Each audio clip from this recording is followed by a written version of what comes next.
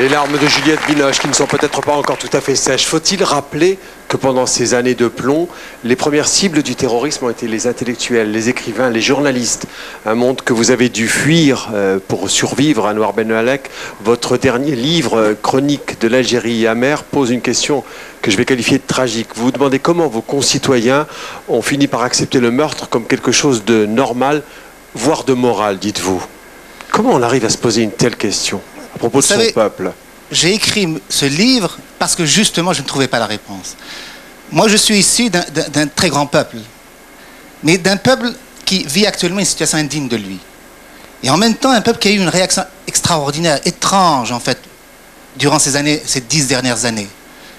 Il y a eu entre 150 000 et 200 000 morts, et à mon sens, mon peuple n'a pas eu la réaction qu'il aurait dû avoir. Pourquoi n'y a-t-il pas eu ce peuple qui a vu tant de ses meilleurs enfants, ses intellectuels, Vous en voulez à votre peuple de ne pas s'être manifesté, c'est ça que vous voulez dire? Je fais partie de ce peuple. Je veux dire que maintenant, moi, je dis que j'ai à peu près compris ce que c'est, comment la Seconde Guerre mondiale a éclaté, et comment l'indifférence totale, la peur peut déshumaniser un peuple. Mon peuple, oui, est responsable de ce qui lui arrive. Il est aussi responsable de n'avoir pas montré suffisamment de compassion. C'est terrible ce que je dis, parce que moi, je suis né dans une Algérie indépendante, j'étais fier de mon pays. Mon père a combattu la colonisation.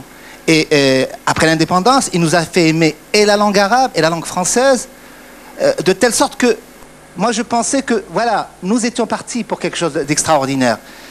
L'arrivée du terrorisme, elle a quelque part posé la question, qu'est-ce qu'être algérien?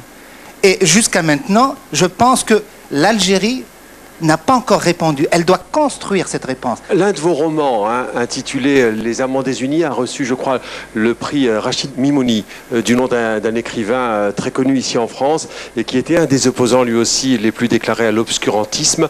Mimouni, qui était une des cibles donc, du terrorisme, est mort il y a quelques années de maladie, certes, mais je voulais associer son nom à la longue liste des Algériens tombés dans cette guerre sans nom que nous rappelons.